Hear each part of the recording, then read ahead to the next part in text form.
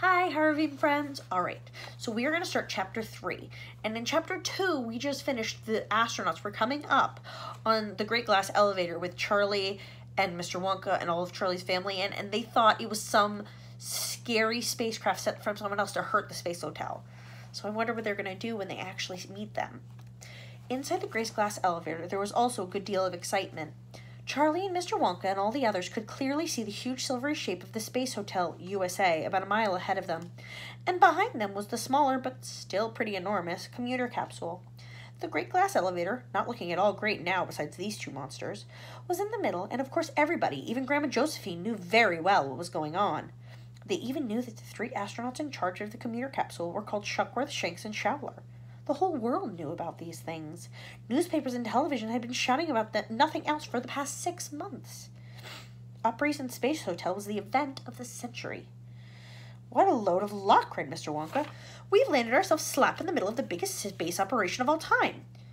We've landed ourselves in the middle of a nasty mess, said Grandma Josephine. Turn back at once. No, Grandma, said Charlie. We've got to watch it now. We must see the commuter capsule linking up with the space hotel. Mr. Wonka floated right up close to Charlie. Let's beat them to it, Charlie, he whispered. Let's get there first and go aboard the space hotel ourselves. Charlie gasped. Then he gulped. Then he said softly, It's impossible. You've got to have all sorts of special gadgets to link up with another spacecraft, Mr. Wonka. My elevator could link up with a crocodile if it had to, said Mr. Wonka. Just leave it to me, my boy. Grandpa Joe, cried Charlie, did you hear that? We're going to link up with the space hotel and go on board. Yippee! Shouted Grandpa Joe. What a brilliant thought, sir. What a staggering idea. He grabbed Mr. Wonka's hand and started shaking it like a thermometer. Be quiet, you balmy old bat, said Grandma Josephine. We're on a hot enough stool already. I want to go home. Me too, said Grandma Georgina. What if they come after us, said Mr. Bucket, speaking for the first time. What if they capture us, said Mrs. Bucket. What if they hurt us, said Grandma Georgina. What if my beard were made of green spinach, said Mr. Wonka. Bunkum and tummy rot. You'll never get anywhere if you go about what-ifing like that. What would Columbus have found America if he had said, what if I sank on the way over? What if I meet pirates? What if I never come back? He wouldn't have ever started. And we want no what-ifers around here, right, Charlie? Off we go, then. But wait, this is a very tricky maneuver, and I'm going to need help. We have to press lots of buttons, all in different parts of the elevator. I shall take these 2 over here. The white and the black. Mr. Wonka made a funny blowing noise with his mouth and glided effortlessly, like a huge bird across the elevator, to the white and black buttons, and there he hovered. Grandpa Joe, sir, kindly station yourself beside that silver button there. Yes, that's the one.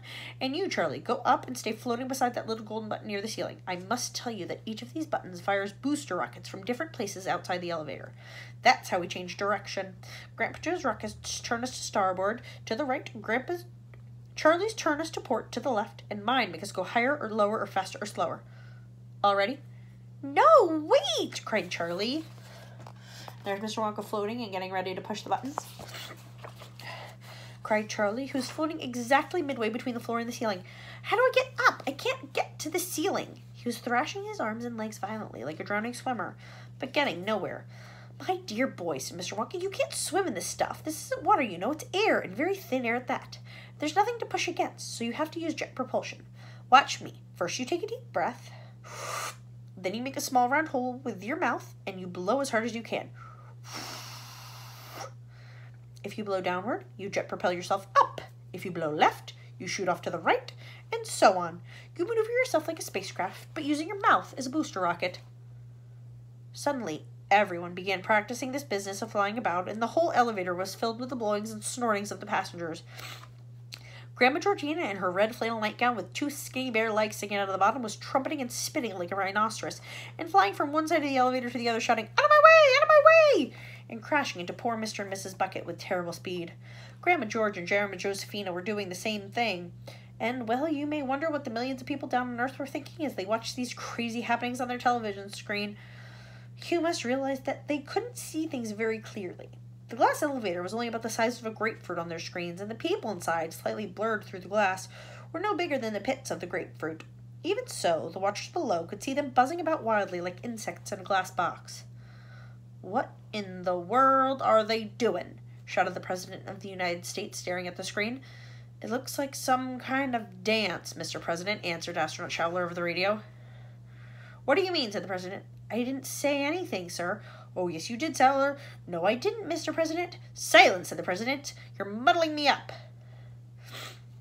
Back in the elevator, Mr. Wonka was saying, please, please, do stop flying about. Keep still, everybody, so we can get on with the docking. You miserable old mackerel, said Grandma Georgina, sailing past him. Just when we start having a bit of fun, you want to stop it.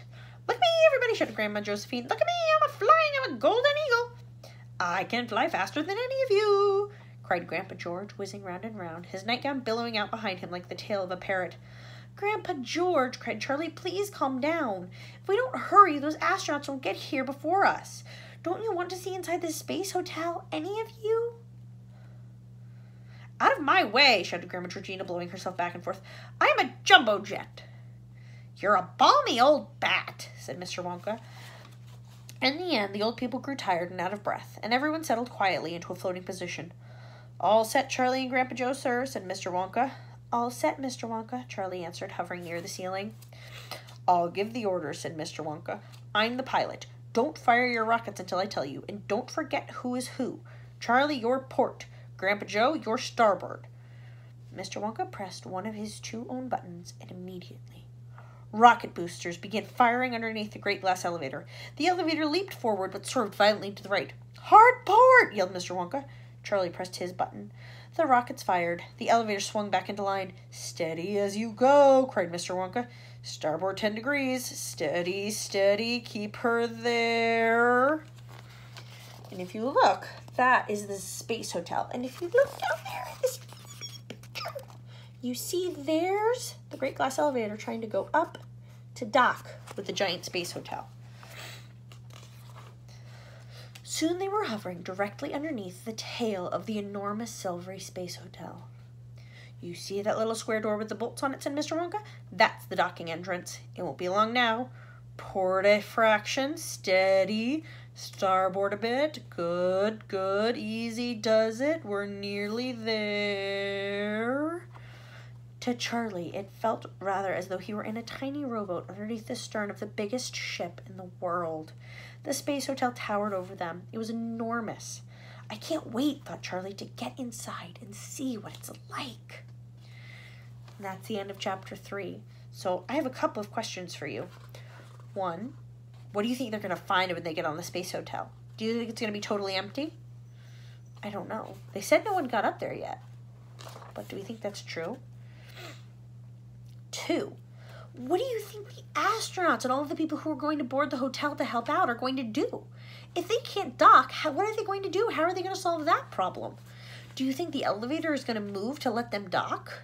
Are they going to find another port? I don't know. I want you to think about that. Till next time, my friends. Bye!